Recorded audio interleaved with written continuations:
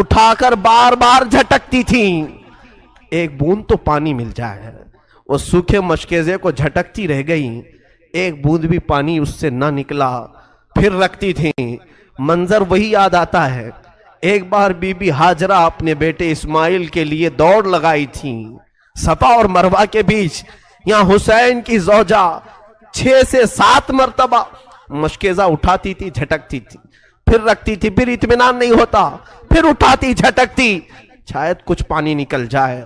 جب کچھ پانی نہ نکلا تو امام حسین نے اپنی انگلی، شہادت کی انگلی، علی اکبر کے منہ میں دی۔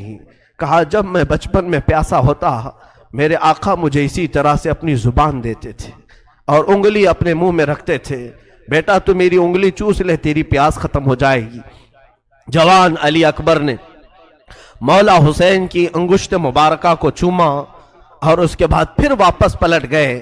یہ حسین کے بیٹے کا آخری دیدار تھا، وہ آخری سلام تھا۔ بیویاں رخصت کر گئیں اور اس کے بعد یہ علی کا لال، یہ شہزادہ حسین لڑتے ہوئے بھڑ گیا۔ اب انہوں نے دیکھا کہ موت میری بہت قریب ہے، یزیدیوں کو للکارتے ہوئے ان کے صفوں میں گھس گئے، صفیں درہم برہم ہوئیں۔ لیکن جیسی ہی صفوں میں اندر داخل ہوئے، عمرو بن سعد نے گھیرا لگایا اور کئی لوگوں کو گھیر کر کے حملہ کرنے کا حکم دیا۔ علی اکبر کو گھوڑے سے اتارا گیا اور ان کے جسم کے ساتھ مسلح کیا گیا۔ امام علی اکبر کی ناک کو کاٹا گیا، ان کے کان کو کاٹا گیا، ان کے ہونٹ کاٹے گئے، ان کی انگلیاں الگ کی گئیں۔ حسین کے شہزادے کے ٹکڑے ٹکڑے ہو گئے۔ لیکن میرے عزیزو، 1000 ٹکڑے ہو جائے، قرآن پھر بھی گواہی دیتا ہے، خبردار انہیں مردہ نہ کہنا، اللہ کی راہ میں مارے گئے ہیں، وہ زندہ ہیں۔ علی اکبر کو اٹھا کر میدان کربلا میں جیسی پھینکا گیا، حسین ابن علی دوڑتے ہوئے آ رہے تھے اور اپنے جبے کو سنبھالتے ہوئے کہ ہائے میرا علی، ہائے میرا علی اکبر۔ لیکن اسی اسنا میں روایت یہ بتاتی ہے گھوڑوں کا ایک جھنڈ آیا جو امام حسین کے سامنے سے گزرتے ہوئے ان کے جوان بیٹے کی لاش کو رونتے ہوئے چلے گئے، یہاں تک کہ لاش اٹھانے تک نہیں دیا۔ علی اکبر کی لاش کو گھوڑوں نے رون دیا۔ حسین ابن علی واپس چلے آئے، خیمے میں چلے آئے، اور اس کے بعد یہ بے کسی ایسی تھی کہ درد سنائے تو کس کو سنائے۔ آپ نے پکار کر کے کہا حل من ناصر ینصرنا، ہے کوئی مدد کرنے والا جو ہماری مدد کے لیے آئے گا؟ کوفہ میں سے کوئی آنے والا نہیں تھا۔ آپ نے پکار کر کے لوگوں سے کہا کیا میرے گھر کی بے بسی تم سے نہیں دیکھی جاتی؟ اب یہاں حالات ایسے تھے، رسول کریم صلی اللہ علیہ وسلم کا یہ شہزادہ، اب گھر میں کوئی باقی نہیں تھے اور پیاس کی شدت ایسی تھی، دوپہر کا وقت، کڑی دھوپ، عاشورہ کا دن، اور آج بھی جائیں آپ کربلا کی جو گرمی ہے، گرمیوں کے موسم میں جاؤ گے تو تمہارے پیر جل جائیں گے۔ اگر بنا چپل کے تم نے وہاں پر چلنے کی بھی کوشش کی تو تمہارے پیروں میں آبلے پڑ جائیں گے۔ ان شہزادوں کے پیروں سے چپلیں تک چھین لی گئی تھی، گرم ریت پر انہیں دوڑایا گیا تھا۔ حسین ابن علی نے بے کسی اور بے بسی کی طرف دیکھا، آپ کے بھائی عباس علمبردار کھڑے ہوئے، کہا مولا مجھے اجازت دے، میں کسی طرح ان سے بھڑ جاؤں گا اور پانی لے آؤں گا۔ کہا کہ پانی کا چھوڑ دو، ہمارے گھر کی فکر کرو۔ کہا مولا آپ کی بچی سکینہ بار بار کہتی ہے چچا کیا مجھے ایک چلو بھی پانی نہیں پلا سکتے؟ کیا مجھے تھوڑا سا پانی آپ نہیں دے سکتے؟ سکینہ کی عمر 9 سال کی تھی۔ 9 سال کی بچیاں ہمارے سامنے میرے عزیزوں وہ کلیاں ہوتی ہیں، وہ پیار کرنے کی ہوتی ہیں، محبت سے دیکھنے والی بچیاں ہوتی ہیں۔ ہم تو کانٹا بھی چبھنے نہیں دینا چاہتے ہماری بچیوں کو۔ سکینہ بے یار و مددگار خیمے میں جب اپنے چچا کو پکارنے لگی، کیا چچا سارے شہزادے پانی سے پیاسے چلے گئے، کیا بچیوں اور عورتوں کو بھی پانی نہیں دیا جائے گا؟ حضرت عباس نے کہا سکینہ تم نے میرے جوش کو للکارا ہے، لاؤ مشکیزہ اور میں پانی لا کر کے رہوں گا، تم انتظار کرنا دیکھ کہ میں ابھی پانی لاتا ہوں اور پورے خیمے کو پلاتا ہوں۔ مشکیزہ اٹھایا اور چل پڑے دریائے فرات پر۔ آپ تلواروں سے مقابلہ کرتے ہوئے پورے یزیدی لشکر کو چھانٹ دیا اور کوفہ کے یہ بزدلوں کی فوج میں سے نکلتے ہوئے دریائے فرات تک پہنچ گئے۔ فرات میں پہنچنے کے بعد آپ نے دیکھا پانی جوش مارتا ہوا، ٹھنڈا پانی، ندی کا میٹھا پانی، اور مشکیزہ ہاتھ میں ہے، اٹھایا۔ میرے عزیزو، آج افطاری کا منظر مجھے یاد آتا ہے کہ جب ہم دن بھر کے بھوکے ہوتے ہیں، سامنے ٹھنڈا شربت رکھا ہو، میٹھا پانی رکھا ہو، اذان کیا ہوتی ہے کہ سب سے پہلے ہم اٹھائے اور پی جاتے ہیں۔ کس کا روزہ ہے یا نہیں ہمیں اس کی خبر نہیں۔ مولا عباس کو دیکھو، چلو اٹھایا اور کہا کہ میں تھوڑا پانی پی لوں، پھر مشکیزے میں بھروں۔ اس کے بعد اپنے ہاتھ کو کوسنا شروع کیا۔ برا ہو تیرا، تو نے حسین کے بغیر پانی پینے کا سوچا کیسے؟ چلو سے پانی پھینک دیا اور کہا مولا حسین اپنے خیمے میں پیاسے، بچے تڑپ رہے ہیں اور عباس یہاں پہنچ گیا ہے تو کیا پانی پی لے گا؟ ایک قطرہ بھی پانی نہیں پیا، پورے مشکیزے میں پانی بھر لیا اور اس کے بعد چل پڑے۔ جب جیسے ہی چلے، یزیدیوں کے ساتھ حملہ ہوتا رہا اور لوگوں نے پکار کر کے کہا، عمرو بن سعد نے، اے لوگوں، خیمے حسین تک پانی جانے نہ دینا، اگر پانی چلا گیا تو پھر جنگ بھاری پڑ جائے گی، ہمارے لیے یہاں پر جنگ لمبی ہو جائے گی، لہذا عباس کو روکو۔ کسی طرف سے ایک ظالم آیا، جس ہاتھ میں آپ نے مشکیزہ پکڑا تھا اس ہاتھ کو اس نے تلوار سے کاٹ دیا، مونڈھے سے ہی ہاتھ گر گیا۔ آپ نے دوسرے ہاتھ میں مشکیزہ اٹھایا، ظالم نے تلوار چلائی، دوسرا ہاتھ بھی کاٹ دیا۔ عباس کو اسی لیے کہا جاتا ہے کفین، ذوالکفین، دو ہاتھ والا۔ سب دو ہاتھ والے ہوتے ہیں، لیکن عباس علمبردار کے دونوں ہاتھ جیسے نکلے، اب بھی مایوسی نہیں تھی، اپنے دانتوں سے مشکیزہ اٹھا لیا۔ وہ پانی کا مشکیزہ جو ہوتا تھا چمڑے کا، دانتوں سے اٹھا لیا اور کہا میں پہنچا کر کے رہوں گا خیمہ حسین میں۔ پکارے عباس، اے سکینہ، میں پانی لاؤں گا، تو خوب پینا، کٹے ہیں بازو چھدا ہے سینہ، ابھی میں کٹے ہیں بازو چھدا ہے سینہ۔ یہ عباس علمبردار کی زبان سے الفاظ نکل رہے تھے، اسی اثنا میں ظالموں نے ایک تیر ایسا چلایا کہ وہ سیدھا تیر آپ کی آنکھ میں گھس گیا، آپ کی بائیں آنکھ کی پتلی باہر آ گئی۔ اب تو حال یہ تھا کہ میرے عزیزو، تیر نکالنے کے لیے ہاتھ بھی تو نہیں تھے، تیر اگر کھینچ کر کے نکالا جائے ہاتھ بھی نہیں تھے، اور ظالموں نے تیر برسانا شروع کیا۔ عباس اب تک نہیں روئے، ہاتھ کٹ گئے، آنکھ میں تیر چبھ گیا، رونا نہیں آیا۔ اسی اثنا میں کسی نے آ کر کے مشکیزہ پھوڑ دیا پانی کا۔ عباس کا صبر نہیں ہو سکا، چیخ نکل گئی، ہائے مردود، تو نے کیا کیا؟ میرے ہاتھ لے لیا، آنکھ پھوڑ دیا۔ ٹھیک تھا، لیکن یہ پانی میں سکینہ تک پہنچا کر آ جاتا۔ آپ اسی غم میں نیچے زمین پر گر گئے۔ سوچو، جو گھوڑے پر بغیر ہاتھوں کے گرا ہوگا کیسے گرا ہوگا؟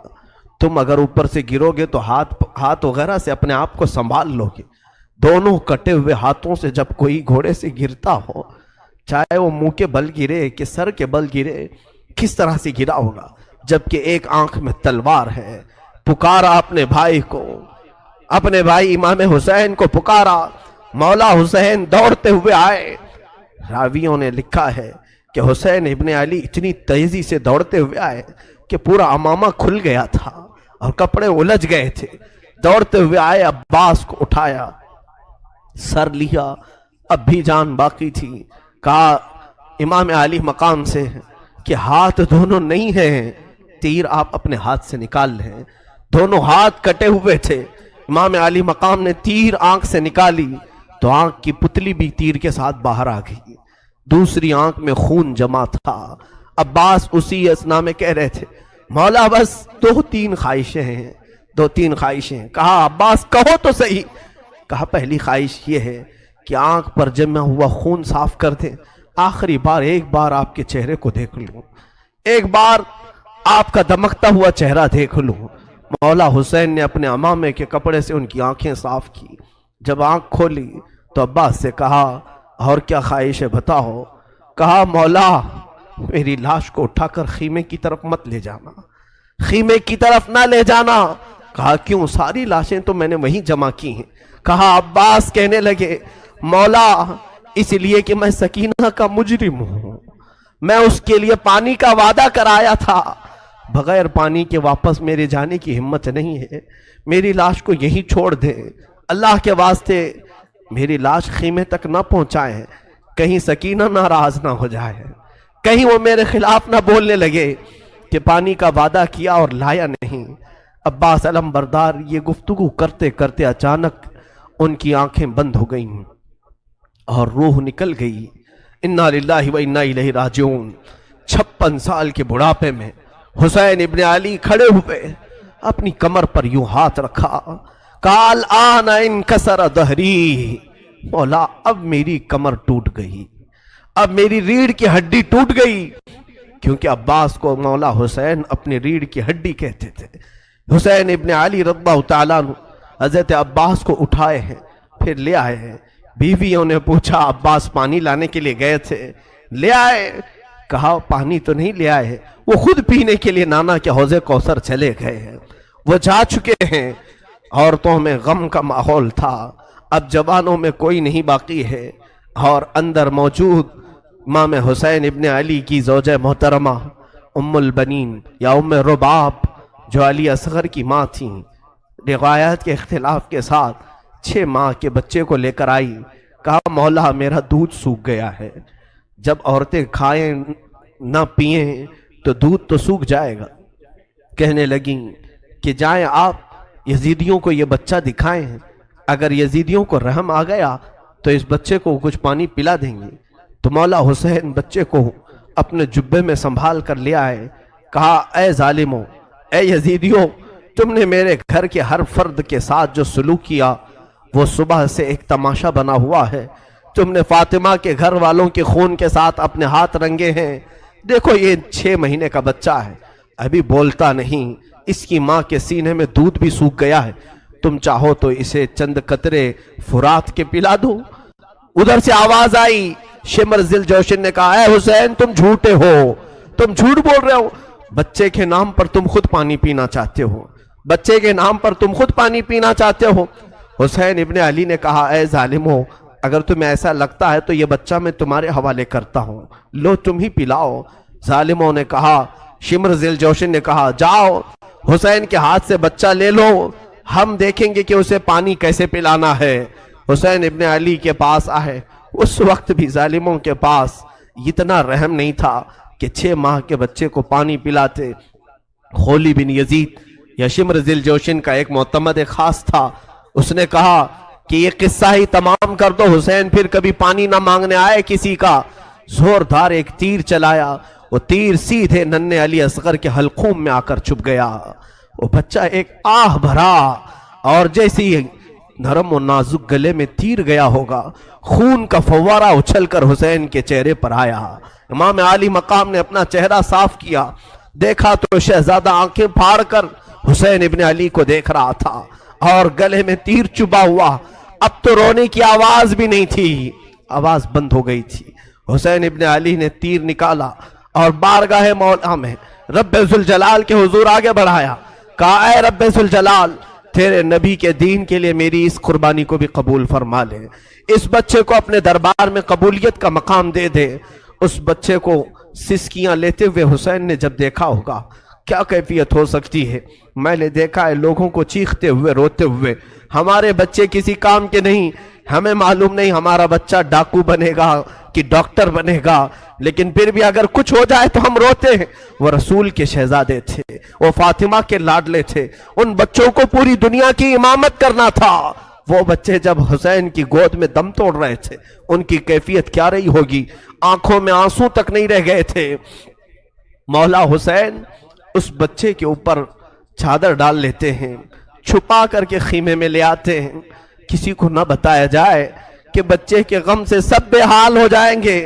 جب خیمے کے قریب پہنچے تو علی اصغر کی ماں زوجہ حسین پوچھتی ہے، کیا بچہ پانی پی چکا؟ بہت دیر سے رونے کی آواز نہیں آ رہی ہے، خاموش ہے بچہ، کیا انہوں نے پانی دے دیا؟ خدا ان کا بھلا کرے۔ حسین ابن علی نے کہا، ام البنین، ام لیلا، تمہارا بچہ اب کبھی نہیں روئے گا، تمہارا بچہ اب کبھی تم سے پانی نہیں مانگے گا، انہوں نے ایسا پانی پلایا ہے کہ تمہارا بچہ اب کبھی تم سے دودھ بھی نہیں پوچھے گا۔ اور چہرے سے چادر ہٹائی تو دیکھا کہ خون میں لت پت بچہ تھا۔ اس لاش مبارکہ کو اس زوجہ امام حسین کی گود میں ڈالا گیا۔ اس زوجہ پر لاکھوں سلام کہ نہ سینہ ٹھوکا نہ ماتھا پیٹا، بلکہ اس بچے کو جگہ جگہ سے چومتی رہی۔ کہا رب ذوالجلال نے اپنی امانت واپس لی ہے، میرے مولا نے اپنی امانت واپس لی ہے۔ ہاں دنیا میں ایک تاریخ رقم رہے گی، لڑتے ہیں شہسوار بڑے بڑے میدان میں، میدان جنگ میں جہاد کے لیے جاتے بڑے بڑے پہلوان، لیکن میرا 6 مہینے کا بچہ قیامت تک ایسا کوئی پہلوان نہیں آئے گا۔ تاریخ رقم ہو گئی کہ 6 مہینے کا بچہ بھی یزیدیوں کے ساتھ لڑ کر کے آیا ہے۔ یہ حسین کا گھرانہ تھا۔ علی اصغر کی شہادت کے بعد گھر میں ایک عجیب سی کیفیت تھی۔ اللہ اکبر، یہ آخری وقت ہے میرے عزیز ہو۔ حسین ابن علی رضی اللہ تعالیٰ عنہ کے گھر میں سوائے ان کے بیٹے زین العابدین کے جو بیمار تھے، ان کی عمر 22 سال کی تھی، کمزور تھے، بخار زدہ تھے، لیٹے ہوئے خیمے میں بخار سے ان کا جسم تپ رہا تھا، وہ سارا منظر وہ اپنی بیماری میں دیکھ رہے تھے۔ اب کوئی باقی نہیں تھا، بچے کو تک نہیں چھوڑا تو کون باقی رہے گا۔ امام حسین ابن علی رضی اللہ تعالیٰ عنہ نے دیکھا، قرآن کو جلدی سے کھولا، تلاوت کرنے لگے۔ اچانک خیمے کے دروازے پر دیکھا، آہٹ محسوس ہوئی تو اٹھا کر کے چہرہ دیکھا تو امام زین العابدین جبہ پہن کر کھڑے ہیں۔ کہا بابا اجازت دے دیں۔ مولا حسین تڑپ کر اٹھے، کہا زین العابدین میرے گھر میں اب بچا کون؟ میرے بعد ان بیویوں کو کون دیکھ بھال کرے گا؟ ان عورتوں کو کون لے جائے گا؟ اور میری نسل تم سے ہی تو چلنی ہے۔ امام سجاد زین العابدین کو مولا حسین نے روک دیا، بستر پر لٹا دیا اور کہا کہ اب میرا وقت ہے، میرا مقام ہے۔ اسی اثنا میں عورتوں کو کچھ نہیں کہا۔ فضہ کنیز تھی فاطمہ زہرا کی، بلایا، اے فضہ جاؤ، اندر بیبیوں کے پاس ایک صندوق ہے، اس صندوق میں ایک جبہ رکھا ہے، وہ جبہ اٹھا لاؤ، لیکن خبردار زینب کو مت بتانا، زینب سے مت کہنا۔ وہ فضہ گئی، جلدی سے وہ صندوق کھولنے لگی اور جبہ اٹھایا تو بی بی زینب دیکھ لی۔ کہا کیا کر رہی ہو؟ کہا یہ جبہ لے جانے کے لیے مولا نے حکم دیا ہے۔ وہ دوڑتی ہوئی آئی، لا میں یہ جبہ لے کر کے جاتی ہوں۔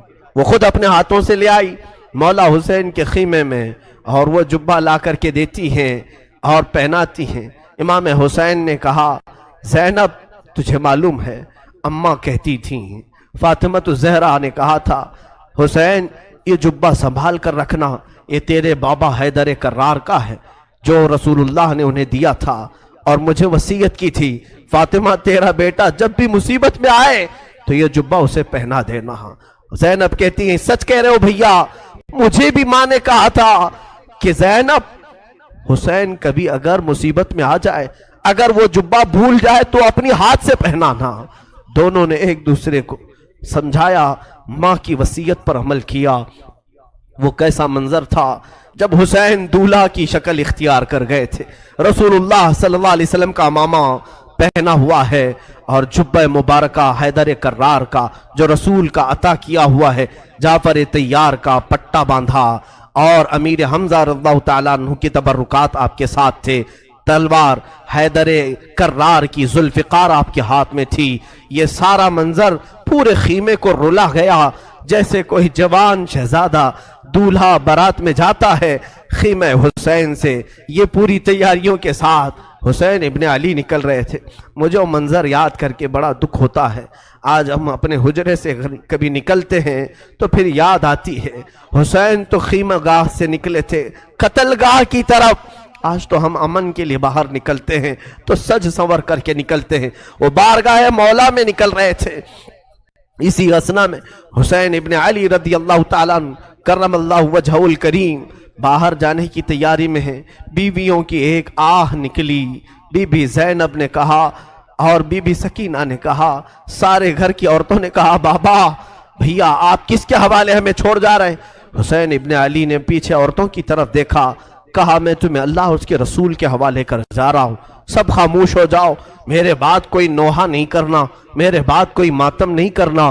اس کے بعد صبر کی تلقین کی اور پھر آخری وصیت یہ تھی خاندان نبوت کی بچیاں کبھی بے آبرو نہیں ہوتی، بے حجاب نہیں ہوتی، کسی کا پردہ ہٹنے نہ پائے، کسی کا حجاب سرکنے نہ پائے۔ ساری بیویوں نے سلام کیا۔ مولا حسین نکل کر اپنے گھوڑے ذوالجناح پر آئے۔ یہ بڑا عزیز گھوڑا تھا، حسین ابن علی کا بڑا وفادار گھوڑا ہے۔ ذوالجناح کو بھی ہم سلام پیش کرتے ہیں کہ حسین کی سواری پوری زندگی بھر وہ لے کر گھومتا رہا۔ ذوالجناح حسین ابن علی کی پیاس کی وجہ سے جب اسے پانی ملتا تو کبھی پیا نہیں کرتا تھا۔ یہ روایات بتاتی ہیں حسین ابن علی کے بعد اس گھوڑے نے کبھی پانی نہیں پیا، زندہ تو رہا لیکن کبھی پانی کو منہ تک نہیں لگاتا تھا۔ وہ ذوالجناح سوار جس کو تیار کر کے خیمے کے باہر کھڑا کیا گیا ہے، مولا حسین جیسی گھوڑے پر بیٹھے، بیویوں کی ایک الوداعی آواز آئی کہ حسین جاؤ، خدا تمہارا بھلا کرے، اللہ تمہارا محافظ ہے۔ گھوڑے کو ایڑ لگائی مگر گھوڑا آگے نہیں بڑھتا تھا، گھوڑا آگے نہیں جاتا تھا۔ ذوالجناح کو مولا حسین نے کہا، اے ذوالجناح تو نے کبھی میری نافرمانی نہیں کی، آج تک تو نے میری کبھی حکم عدولی نہیں کی۔ تو گھوڑے کو پھر ایڑ لگائی اور اس کے کان پکڑ کر کے کھینچا۔ وقت بہت کم ہے حسین کے پاس، چل آگے بڑھ، چل آگے بڑھ، آج تو اپنے جوہر دکھا۔ مولا حسین پکارتے رہے، گھوڑا آگے نہیں بڑھتا رہا اور گھوڑا جھک کر کے اشارے سے پیروں کی طرف دکھا رہا تھا۔ حسین ابن علی اتر کر کے دیکھتے ہیں بی بی سکینہ سامنے دونوں گھوڑے کے پیر پکڑ کر بیٹھی اور ذوالجناح سے کہتی ہے، اے ذوالجناح کیا تو بابا کو آخری بار لے جا رہا ہے؟ کیا تو آخری بار لے جا رہا ہے؟ ہمارے گھر کی تمام روشنیاں تو لے جا رہا ہے، ہمارے گھر کا سورج غروب کرنے لے جا رہا ہے۔ بچی چھوٹی سی گھوڑے کے سامنے کے پیروں کو پکڑ کر بیٹھی ہے۔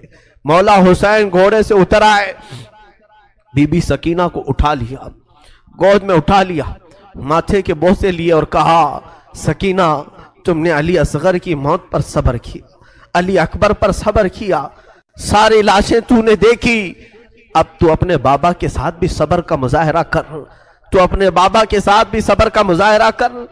بی بی سکینہ کو اسی طرح لوٹا دیا گیا۔ وہ خیمے میں جا کر حسرت بھری نگاہوں سے دیکھتی رہ گئی، چوکھٹ پر کھڑی رہ گئی۔ مولا حسین نے گھوڑے کو ایڑ لگائی، گھوڑا چھڑانگ لگاتا ہوا میدان کربلا میں اتر پڑا اور جیسے ہی یزیدیوں کو للکارا، پھر ایک آخری خطبہ حسین ابن علی نے دیا۔ مولا حسین نے آخری خطبہ دیا، وہ خطبہ یہ تھا، حمد و صلات کے بعد آپ نے پکار کر کہا، اے یزید کی طرف سے آنے والے لشکریوں، کیا تم میری حیثیت کو نہیں جانتے؟ اگر تمہیں معلوم نہیں تو اب بھی بہت سارے صحابہ ہیں جنہوں نے رسول کی زبان سے میری تعریف میں، میری فضیلت میں جو حدیثیں سنی ہیں بیان کریں گے، جاؤ تم ان سے سن لو۔ صحابہ اب بھی باحیات ہیں، کیا میں فاطمہ کا بیٹا نہیں ہوں؟ کیا میں حیدر کرار علی مرتضیٰ کا شہزادہ نہیں ہوں؟ کیا رسول اللہ نے میرے لیے یہ نہیں فرمایا کہ حسن و حسین جنتی جوانوں کے سردار؟ کیا تمہیں معلوم نہیں میرے آقا میرے لبوں کے بوسے لیا کرتے تھے، میری گردن کو سونگھا کرتے تھے؟ کیا میرا خون تمہارے لیے حلال ہے؟ یہ تقریر اتنی لمبی ہو گئی، حسین ابن علی کی اس آواز پر یزیدیوں میں سناٹا چھا گیا، کئی لوگوں کے آنکھوں سے آنسو بھی نکل پڑے۔ اور یزیدیوں میں جب یہ ماحول ہوا تو شمر ذی الجوشن عمر بن سعد جو بدبخت ازلی تھے، انہوں نے بھڑکانا شروع کیا اور بیچ تقریر میں ہی امام کے تیر برسانا شروع کیا۔ حسین ابن علی رضی اللہ تعالیٰ عنہ کے درمیان تقریر آپ کے لبوں کی طرف تیر برسانا شروع کیا، کہا کہ بند کرو اب اپنا بیان، تقریر بند کرو، مقابلے کے لیے تیار ہو جاؤ۔ امام حسین نے دیکھا کہ یہ اب کسی طرح باز آنا نہیں چاہتے، میرا خون پی کر کے ہی انہیں سکون ملے گا، تو آپ نے پھر اپنی تلوار لہرائی، جو سامنے آتا تھا اسے کاٹتے چلے گئے، جو جس طرح سے آتا تھا اسے قتل کرتے گئے۔ حسین ابن علی اتنی مرتبہ خیمے کی طرف آتے تھے اور اپنی بیویوں کو دیکھتے اور پھر چلے جاتے تھے۔ یہ دوپہر کا وقت تھا، ظہر کا وقت قریب آیا اور حسین ابن علی رضی اللہ تعالیٰ عنہ، اندازہ کرے وہ 56 سال کی بڑھاپے کی عمر ہے، جو 3 دن سے پیاسا ہے، 3 دن سے بھوک کی شدت الگ ہے، اور پھر جو جوانوں کی لاشیں اٹھایا وہ الگ مسئلہ ہے۔ میاں 2-4 اینٹیں اٹھاؤ تو تمہارے کندھے دکھنے لگ جائیں گے، 2-4 پتھر اٹھاؤ تو تمہارے ہاتھ میں ورم آ جائیں گے۔ ہم نے دیکھا ہے، اور تنہا حسین رضی اللہ تعالیٰ عنہ نے 1-2 نہیں تقریباً 40 لاشیں اٹھائی دن بھر میں، 40 سے زیادہ لاشیں اٹھائی، بچوں کی الگ، जवानों की अलग, बूढ़ों की अलग। उन लाशों को उठा करके वो बूढ़ा जिस्म क्या कमजोर नहीं हुआ होगा, प्यास अलग है, भूख अलग है, बीवियों का रोना अलग है, उन्हें बेबसी पर छोड़कर आना यह गम अलग है। हम तो बेहाल हो जाएंगे, हम तो गमों से मर जाएंगे। इसीलिए सब्र हुसैन पर मैं समझता हूं दुनिया के कोई शख्स पहुंच नहीं सकता, उस इस्तिकामत पर कोई नहीं पहुंच सकता। हुसैन इब्न अली दोपहर के वक्त मौला हुसैन करबला के मैदान में घिर गए। तन्हा अली का लाल खारों में घिर गया, वो फातिमा का लाडला हजारों में घिर गया। अब हुसैन इब्न अली के मुतालिक जो मैंने शुरू में कहा था, फातिमा के लाडले का आखिरी दीदार है, फातिमा के लाडले का आखिरी दीदार है। हश्र का हंगामा बरपा है, मियाने अहले बैत दरमियाने अहले बैत। रसूलुल्लाह के इस शहजादे ने फिर ललकारा, लोगों को ललकारते रहे और कत्ल का ये बाजार गर्म था। अम्र बिन साद ने कहा, हुसैन ने तन्हा 50 लोगों को मार दिया, तुम तन्हा हुसैन को क्यों नहीं मार पाते, तन्हा हुसैन को क्यों नहीं मार पाते। हुसैन इब्न अली रदी अल्लाह तआला अन्हु के मुतालिक एक रिवायत में ये भी बता दूं मेरे अजीजों, उस हालत में भी हुसैन इब्न अली ने सखावत का दरिया नहीं रोका था। आपकी शान ये थी कि अब्दुल्ला नाम का एक शख्स कूफा का रहने वाला, वो उस वक्त कूफा में नहीं था जब ये मारके सर हुए थे। वो 6 महीने कहीं तिजारत पर गया था, वापस आया तो उसने कूफा में देखा पूरा बाजार खाली है, घर खाली है। अपनी बेटियों से पूछा क्या हो गया, कूफा में सब दुकानें बंद हैं, सब घर में ताले लगे हुए। उसकी बेटी ने कहा, सुना है हाकिम वक्त के खिलाफ किसी शख्स ने बगावत की है और उस बागी का सर कुचलने के लिए पूरे कूफा वाले गए। अब्दुल्ला कहता है, मुझे मालूम नहीं था कौन सा बागी है, किसने बगावत की। और फिर उनकी बेटियों ने कहा, अब्बा जान आप भी घर में ना बैठे, इसलिए कि हाकिम कूफा इब्ने जियाद ने ऐलान किया है अगर कूफा में किसी घर में कोई जवान बाकी रहा और करबला नहीं गया तो हम उसको तलवार से छलनी कर देंगे, कत्ल कर देंगे। तो अब्दुल्ला कहता है, मुझे डर था, मेरी जान का भी खौफ था कि अगर यहाँ रहते हुए पकड़ा गया तो मारा जाऊंगा। कहा ठीक है, मैं भी जाता हूँ उस बागी के खिलाफ, उस बागी को मैं भी मुकाबला करके कत्ल कर सकता हूँ, देखूंगा। अपना घोड़ा लिया, तलवारें ली और निकलने लगा। बेटी ने कहा, बाबा जान बहुत सारा लश्कर गया है उस बागी को कत्ल करने के लिए, आप भी उस लश्कर में मिल जाएं। और सुना है जंग के बाद माले गनीमत हाथ आता है, माले गनीमत हाथ आता है, जो भी माल मिलता है वो फौजियों में बांटा जाता है। बाबा जान मुझे यमनी अकीक पत्थर बड़ा पसंद है, यमन का अकीक पत्थर बड़ा पसंद है, अगर वो माले गनीमत में मिल जाए तो लेते आ जाना। अब्दुल्ला अपनी बेटी को रुखसत करके आया। वो कहता है, दोपहर का वक्त था जब मैं करबला में पहुंचा, ये 10वीं मुहर्रम थी। मैंने देखा एक शख्स घोड़े पर बैठा है और उसके पीछे 40-50 लोग दौड़ रहे हैं, कोई इधर से आ रहा है, कोई उधर से आ रहा है। मैंने लोगों में से, कूफियों में से एक से पूछा कि एक ही आदमी है, तुमने कहा था बागियों की जमात है, एक ही आदमी है और 50-50 लोग उसके पीछे दौड़ रहे हैं।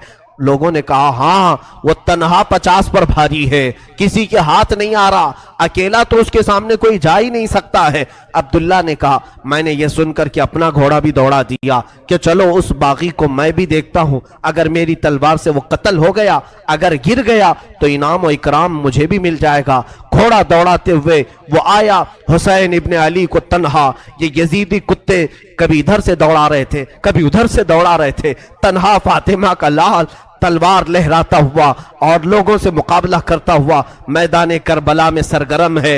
अब्दुल्ला कहता है, मैं पीछे घोड़े को दौड़ाता हुआ आया, मैं हुसैन इब्ने अली के घोड़े से सिर्फ 2 हाथ के फासले पर रह गया था। हुसैन इब्ने अली पीछे मुड़ते हैं और कहते, अब्दुल्ला और करीब आ जा, अब्दुल्ला और करीब आ जा।